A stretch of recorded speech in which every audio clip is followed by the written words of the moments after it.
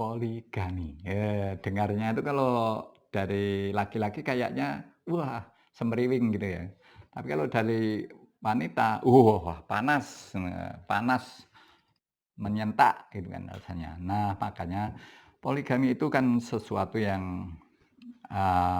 yang ada di masyarakat kita dan memang Tuhan juga sudah memberikan jalan, aturannya sudah dengan jelas. Tapi persoalannya secara psikologis itu tidak mudah diterima oleh istri pertama. Maka hanya pertama yang luar biasa hatinya yang bisa berbagi dengan wanita yang lain. Karena itu ya sifatnya sangat psikologis. Namun banyak juga yang bisa menjalani, terutama di Indonesia ini masih menjadi hal-hal yang sifatnya masih agak kontroversi, satu pihak menentang, satu pihak membutuhkan, dan lain sebagainya ya. Ini masih terjadi di masyarakat kita. Poligami, yang jelas Allah membolehkan, tapi para wanita, istri pertama terutama, menentang. Oke.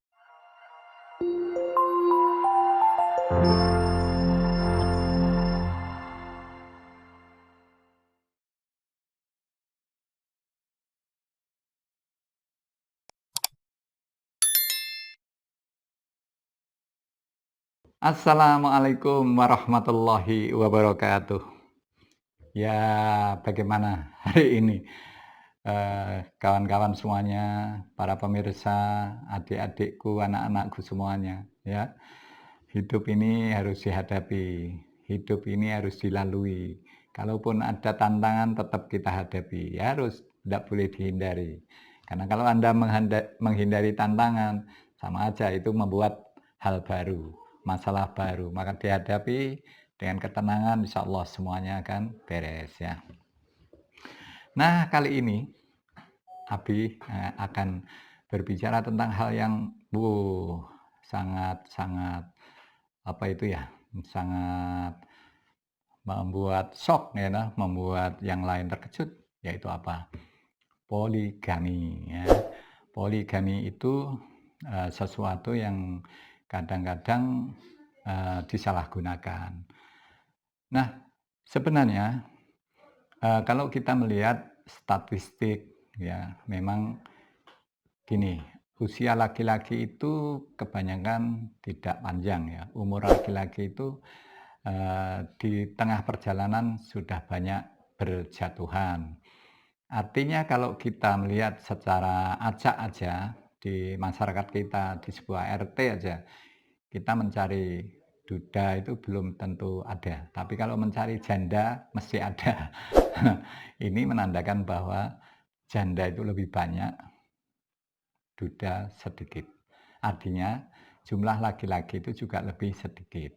Namun konteks poligami di sini ya tentu kita sesuaikan dengan konteks sosial ya. Karena poligami yang baik itu adalah menjadi sebuah way of life ya, menjadi jalan keluar bagi persoalan-persoalan sosial ekonomi. Misal ya toh, ada seorang janda punya anak kecil-kecil yatim ya toh. Nah, ini suami tulang punggungnya meninggal. Maka sekarang ada konsep-konsep dulu, mungkin itu konsep Belanda atau konsep zaman dulu ya. Anak-anak yang sebenarnya sangat sulit dipisahkan dengan orang tua harus terpisahkan untuk dititipkan di panti asuhan yatim.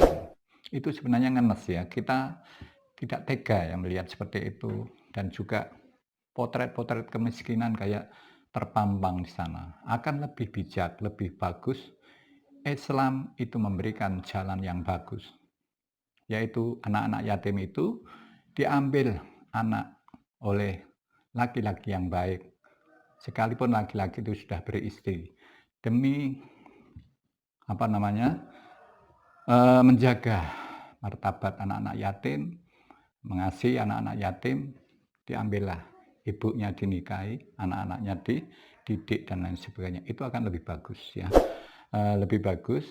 Namun persoalannya, hal yang baik yang oleh Allah dibolehkan, tapi oleh para istri ditentang. Jadi para istri sangat menentang poligami, tapi Allah membolehkan. Makanya di sini hanya diperlukan kesadaran dan kearifan semua pihak, termasuk bagaimana kita menyayangi anak-anak yatim. Karena apa? Kehidupan itu terus berlanjut, tidak bisa berhenti begitu saja ketika tulang punggungnya sudah meninggal, Mama. Nah, ini harus ada pengertian-pengertian di masyarakat kita bahwa poligami itu jangan dikonotasikan seakan-akan seks, haus seks, dan sebagainya. Bukan. Poligami itu adalah way of life, jalan keluar untuk sebuah persoalan-persoalan yang bernuansa sosial, ekonomi, ya. Jadi ketika rumah itu kondisi sosial ekonominya juga bermasalah, kemudian pola pendidikannya juga terganggu karena biasanya ada seorang imam, tidak lagi ada, kemudian tidak lagi mendidik, tidak ada lagi yang membimbing. Nah, ini diperlukan seorang imam yang bisa membimbing, mendidik ke arah sana. Dan saya yakin ternyata di klinik AB ini, di Biro Jodoh yang AB kelola ini, banyak sekali wanita-wanita yang memang siap untuk menjadi yang kedua, ketiga, bahkan keempat ya. Cuma persoalannya jarang Abi menemukan seorang istri pertama yang rela berbagi dengan yang kedua, ketiga, keempat. Itu persoalannya. Jadi memang di sini harus ada kekuatan, ya, kekuatan berbuat baik. Karena berbuat baik itu ternyata tidak hanya memberi uang ya, tetapi berbagi ya. Berbagi kasih sayang, berbagi kue suami. Nah, itu juga diperlukan kekuatan yang luar biasa. Tidak semua orang bisa, mungkin hanya wanita-wanita yang diberikan oleh Allah satu batin yang bagus, yang sudah uh, yang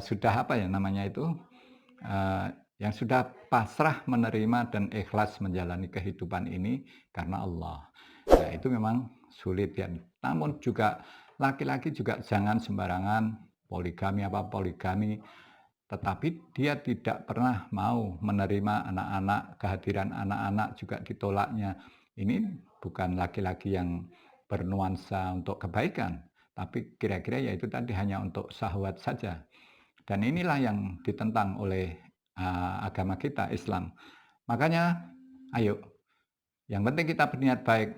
Siapapun Anda yang memang berniat mau poligami atau apa, silahkan konsultasi sama Abi. Insya Allah, Abi akan carikan jalan keluar yang baik, jalan yang diridhoi Allah, insya Allah. Ya, selanjutnya ini Bukalapak ya, ada janda, anak 1, umur 36, dari Semarang. Kalau lihat fotonya bohai ya. Kalau lihat fotonya bohai ya. Ini cantik lah orangnya. Usia 37, anak 1. Apalagi janda anak 1 kan sangat menggoda ya bagi laki-laki. Maka silahkan ya yang mau segera hubungi admin. Tapi jangan lupa subscribe ya, subscribe. Biar rame, biar orang banyak nanti diantara yang datang jadi jodoh Anda ya. Kemudian ada lagi ini dari Salatiga.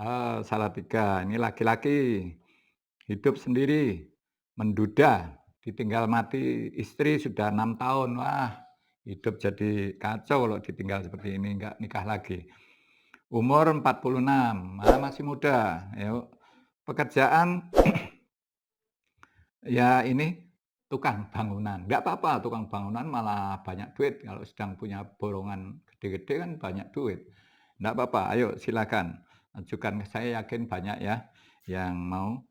Kemudian ini dari Kulon Progo. Nah, ini duda tanpa anak. Lagah ini. Duda tanpa anak, umurnya 46.